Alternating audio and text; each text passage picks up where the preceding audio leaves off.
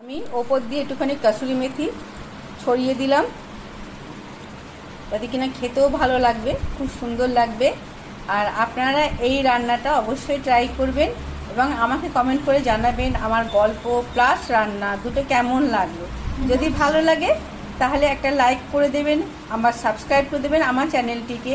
এবং যারা আমার পুরনো বন্ধু তারা তো আমার সঙ্গে আছেন, যারা নতুন দেখছেন তারা এখন ঝটপট করে গিয়ে সাবস্ক্রাইব করে পাশে থাকা বেল আইকনটিকে প্রেস করে দিন। নমস্কার, আপনারা সবাই ভালো থাকবেন, আমিও ভালো থাকবো। এখানে বানাচ্ছি ডিমের মহারানি, সেজন্য আমি এখানে খানিকটা দই নিয়ে নিয়েছি। এবার আমি এর মধ্যে দিয়ে নেব স্বাদ মতো নুন,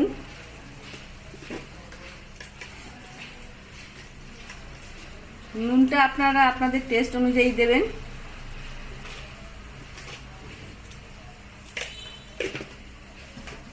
তারপরে আমি দিচ্ছি অল্প পরিমাণে চিনি। চিনি দিলে পরে এই টেস্টটাকে একটু এনহ্যান্স করবে। তার সঙ্গে আমি দিচ্ছি লঙ্কার গুঁড়ো। এবার লঙ্কার গুঁড়োটাও আপনারা যেমন ঝাল খান তেমনই দেবেন।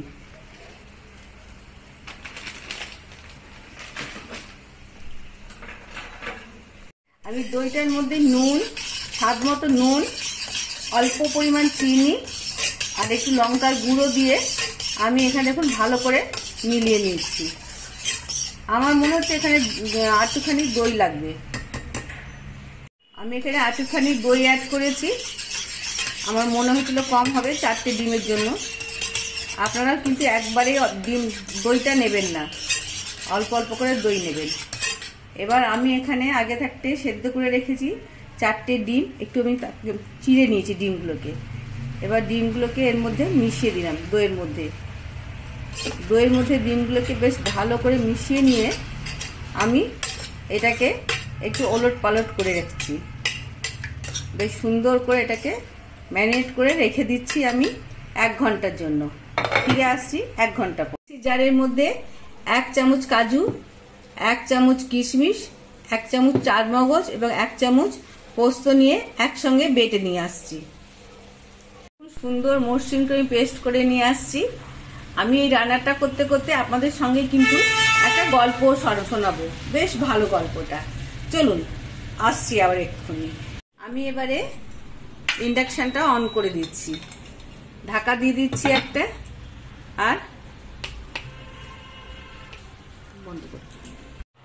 এই ডিমটা কিন্তু খুব স্লো ফ্লেমে রান্নাটা হবে। ডিমটা দই দেওয়া আছে তো, দইটা বেশি ফোটালে হবে না। হ্যাঁ, যেটা বলছিলাম, একদিন এক পথিক রাস্তা দিয়ে যাচ্ছিলেন। তিনি অন্য কোনো পাশের গ্রামে যাচ্ছিলেন। তো রাস্তার মধ্যে দেখলেন একজন সেই গ্রামের লোক এক মনে বসে মাছ ধরছে, ছিপ ফেলে মাছ ধরছে। দিয়ে সেই পথিক তাকে জিজ্ঞেস করলো, ভাই ও পাশের গ্রামের নামটা কি বলতে পারবে? এই দেখুন দইটা এখন তেল ছাড়তে শুরু করে দিয়েছে দই। তারপরে যে মাছ ধরছিল সেই লোকটি তো পথিকে কোনো উত্তরই দিল না। পথিক বিরক্ত হয়ে চলে গেল। তারপরে সে তার নিজের কাজ সেরে নিয়ে যখন ফিরে আসছে তখনও দেখছে ভদ্রলোক সেইভাবেই বসে আছেন, কিন্তু তখন তিনি জাল গোটাচ্ছেন। বলে, কি মশাই, আপনাকে আমি তখন জিজ্ঞেস করলাম যাবার সময় পাশের গ্রামের নামটা কি, আপনি কিছু বললেন না তো? বলে, ও আপনি আমাকে কিছু জিজ্ঞেস করেছিলেন নাকি? বলে, হ্যাঁ, আমি তো আপনাকে কতবার জিজ্ঞেস করলাম, আপনি কোনো উত্তর দিলেন না। বলেন, ও আমি তখন ছিপ ফেলে মাছ ধরছিলাম কিনা, আমি সেজন্য কানে কোনো কিছুই শুনতে পাইনি। আহা হা, কি ভুল হয়ে গেল। তা আপনার কাজটা হলো তো? বলে, হ্যাঁ হলো, কিন্তু আপনি এত নির্বিকার চিত্তে বসেছিলেন কেন?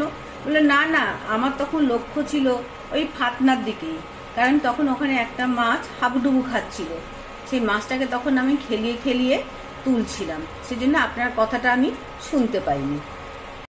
তখন সেই পথিক বললেন যে, মহাশয় আজকে আপনি আমার গুরু হয়ে গেলেন।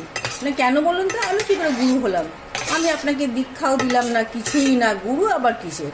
বললো, না না, আপনার কাছ থেকে আমি বেশ ভালো একটা শিক্ষা পেলাম। যখন যে কাজটা করব তখন সেটা মন দিয়ে করা উচিত, তাহলে সে কাজে ভালো ফল পাওয়া যায়, সফলও হওয়া যায়। আপনারা আমাকে বলবেন কিন্তু কমেন্ট করে কেমন লাগলো এই গল্পটা। ইন্ডাকশনটা অফ করে দিয়ে ডিমটা আমি এর মধ্যে বসিয়ে রেখে দিলাম ঢাকা দিয়ে। আমি এবার এটাকে এখান থেকে আমি নামিয়ে রাখবো। আমি গরমের ওপর থেকে কড়াইটাকে নামিয়ে রাখবো, দিয়ে আমি একটা মশলা তৈরি করব। আমি ইন্ডাকশনটা অন করলাম, দিয়ে এখানে সাদা তেল দিলাম প্রথমে।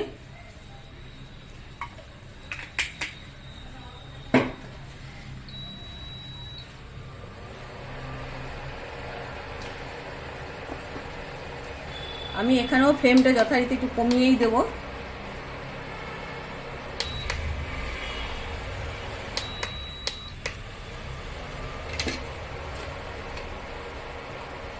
এবার এর মধ্যে আমি দিয়ে দিচ্ছি ঘি।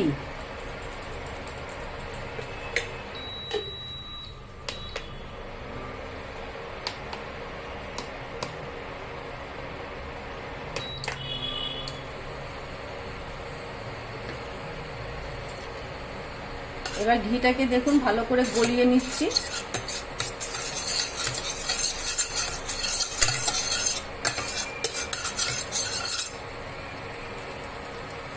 ঘিটাকে ভালো করে গলিয়ে নেবার পর আমি এই 3টে ছোট এলাচ, 3টে লবঙ্গ আর স্টার অ্যানিস এটা দিয়ে ভালো করে আমি ফোড়ন দিচ্ছি।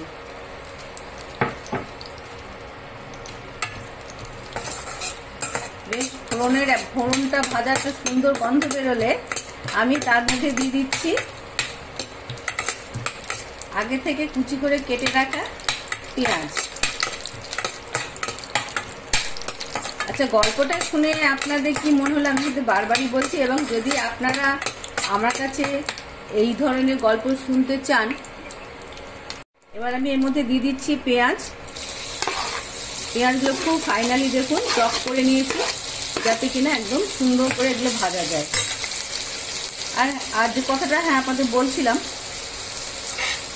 আপনারা যদি আমার সঙ্গে এরকম আরও সুন্দর সুন্দর গল্প শুনতে চান, তাহলে আপনাদের কি করতে হবে জানেন তো? প্রথমত কমেন্ট করে আমাকে জানাতে হবে যে আপনাদের কেমন লাগছে আমার এই গল্প বলাটা, এবং যদি ভালো লাগে আমাকে কমেন্ট করে জানাবেন, তার সঙ্গে একটা লাইক করে দেবেন, আর সবারই সঙ্গে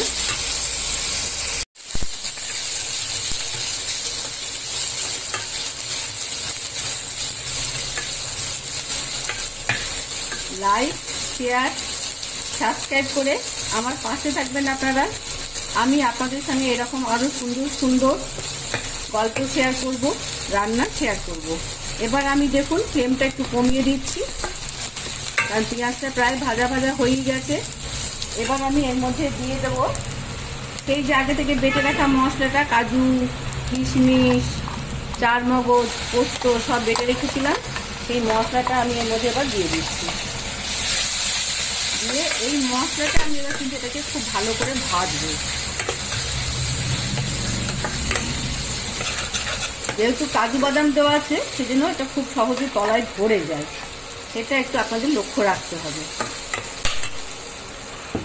প্রয়োজনে আপনারা এখানে এতখানি ঘি ব্যবহার করতে পারেন, কারণ ডিম মহারানী বুঝতেই পারছেন, নামেতেই আছে যে ঘি এখানে একটু বেশি পরিমাণে লাগবে। আর যদি আপনার ঘিটা পছন্দ না করেন, আপনারা সাদা তেলও দিতে পারেন, তাতেও কোনো অসুবিধা নেই। ভাজা হয়ে গেছে সমস্ত মশলাটা সুন্দর করে। এবার আমি এর মধ্যে মিক্সির জার ধোয়া জলটাও দিয়ে দিচ্ছি।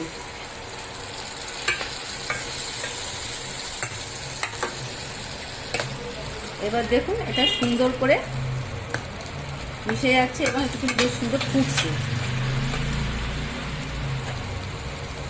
ডিমে তো আমি একটু নুন দিয়েছি, এবার আমি মশলাটার মধ্যে অল্প একটু নুন দিয়ে দেবো। দিয়ে এই দেখুন মশলাটা সুন্দর করে কষিয়ে এসছে।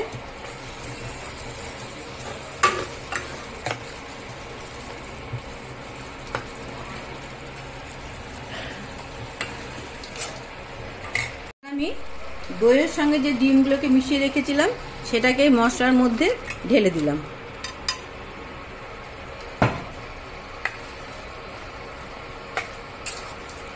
এই রান্নাটা কিন্তু একটু মিষ্টি মিষ্টি খেতেই হবে এবং রংটা এরকমই হবে, যে লাল।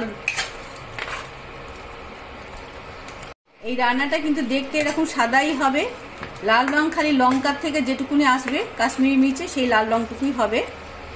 আর এবার একটুখানি মশলার সঙ্গে একটু ফুটতে দিচ্ছি, এই বেশিক্ষণ ফোটাবো না, 1 মিনিট মতন ফোটাবো, তারপরেই বন্ধ করে দেবো। আমি এই অফ করে দিলাম। এবার কিছুক্ষণ স্ট্যান্ডিং টাইমে থাক, 2 থেকে 3 মিনিট, তারপরে আবার ফিরে আসছি। তৈরি আমার ডিম মহারানী। দেখতে তো বেশ সুন্দরই হয়েছে, আশা করছি খেতেও ভালো হবে। এবং এই জিনিসটা যদি আপনারা লুচি পরোটা বা ফ্রাইড রাইসের সঙ্গে খান, খেতে আরও ভালো লাগবে, কারণ যেহেতু মিষ্টি মিষ্টি। ভাতের সঙ্গে কতটা কি ভালো লাগবে জানি না, কারণ আমাকে এটা আমার বন্ধু খাইয়েছিল, পরোটার সঙ্গে খাইয়েছিল। তাহলে আজকের মতন টাটা, দেখা হচ্ছে আবার আগামী কোনো ব্লগে। ততক্ষণের জন্য ভালো থাকুন, সুস্থ থাকুন। আমি ওপর দিয়ে একটুখানি কাসুরি মেথি ছড়িয়ে দিলাম, যাতে কিনা খেতেও ভালো লাগবে, খুব সুন্দর লাগবে। আর আপনারা এই রান্নাটা অবশ্যই ট্রাই করবেন এবং আমাকে কমেন্ট করে জানাবেন আমার গল্প প্লাস রান্না দুটো কেমন লাগলো। যদি ভালো লাগে তাহলে একটা লাইক করে দেবেন, আমার সাবস্ক্রাইব করে দেবেন আমার চ্যানেলটিকে। এবং যারা আমার পুরনো বন্ধু তারা তো আমার সঙ্গে আছেন, যারা নতুন দেখছেন তারা এখন ঝটপট করে গিয়ে সাবস্ক্রাইব করে পাশে থাকা বেল আইকনটিকে প্রেস করে দিন। নমস্কার, আপনারা সবাই ভালো থাকবেন, আমিও ভালো থাকবো। তৈরি আমার ডিম মহারানী। দেখতে তো বেশ সুন্দরই হয়েছে, আশা করছি খেতেও ভালো হবে। এবং এই জিনিসটা যদি আপনারা লুচি পরোটা বা ফ্রাইড রাইসের সঙ্গে খান, খেতে আরও ভালো লাগবে, কারণ যেহেতু মিষ্টি মিষ্টি। ভাতের সঙ্গে কতটা কি ভালো লাগবে জানি না, কারণ আমাকে এটা আমার বন্ধু খাইয়েছিল, পরোটার সঙ্গে খাইয়েছিল। তাহলে আজকের মতন টাটা, দেখা হচ্ছে আবার আগামী কোনো ব্লগে। ততক্ষণের জন্য ভালো থাকুন, সুস্থ থাকুন। আমি এই অফ করে দিলাম। এবার কিছুক্ষণ স্ট্যান্ডিং টাইমে থাক, 2 থেকে 3 মিনিট, তারপরে আবার ফিরে আসছি। এই রান্নাটা কিন্তু দেখতে এরকম সাদাই হবে, লাল রং খালি লঙ্কার থেকে যেটুকুনি আসবে কাশ্মীরি মির্চে সেই লাল রংটুকুই হবে। আর এবার একটুখানি মশলার সঙ্গে একটু ফুটতে দিচ্ছি, এই বেশিক্ষণ ফোটাবো না, 1 মিনিট মতন ফোটাবো, তারপরেই বন্ধ করে দেবো। আমি দইয়ের সঙ্গে যে ডিমগুলোকে মিশিয়ে রেখেছিলাম সেটাকে মশলার মধ্যে ঢেলে দিলাম।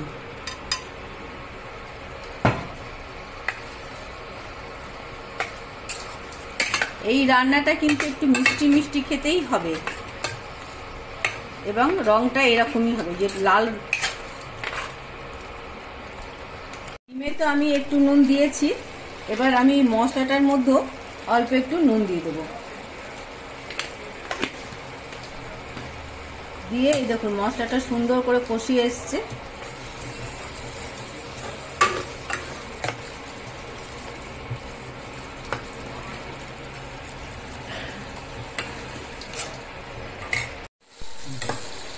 ভাজা হয়ে গেছে সমস্ত মশলাটা সুন্দর করে। এবার আমি এর মধ্যে মিক্সির জার ধোয়া জলটাও দিয়ে দিচ্ছি।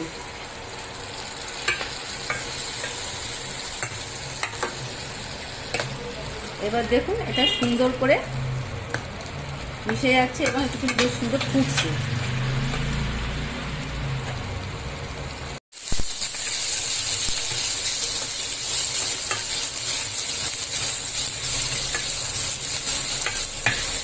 লাইক, শেয়ার, সাবস্ক্রাইব করে আমার পাশে থাকবেন আপনারা। আমি আপনাদের সঙ্গে এরকম আরও সুন্দর সুন্দর গল্প শেয়ার করব, রান্না শেয়ার করব। এবার আমি দেখুন ফ্লেমটা একটু কমিয়ে দিচ্ছি, কারণ পেঁয়াজটা প্রায় ভাজা ভাজা হয়ে গেছে। এবার আমি এর মধ্যে দিয়ে দেবো সেই যে আগে থেকে বেটে রাখা মশলাটা, কাজু, কিশমিশ, চারমগজ, পোস্ত সব বেটে রেখেছিলাম, সেই মশলাটা আমি এর মধ্যে এবার দিয়ে দিচ্ছি। দিয়ে এই মশলাটা আমি এবার কিন্তু এটাকে খুব ভালো করে ভাজবো। যেহেতু কাজু বাদাম দেওয়া আছে সেজন্য এটা খুব সহজে তলায় ধরে যায়, সেটা একটু আপনাদের লক্ষ্য রাখতে হবে। প্রয়োজনে আপনারা এখানে একটুখানি ঘি ব্যবহার করতে পারেন, কারণ ডিম মহারানী বুঝতেই পারছেন। নামেতেই আছে যে ঘি এখানে একটু বেশি পরিমাণই লাগবে। আর যদি আপনার ঘিটা পছন্দ না করেন আপনারা সাদা তেলও দিতে পারেন, তাতেও কোনো অসুবিধা নেই।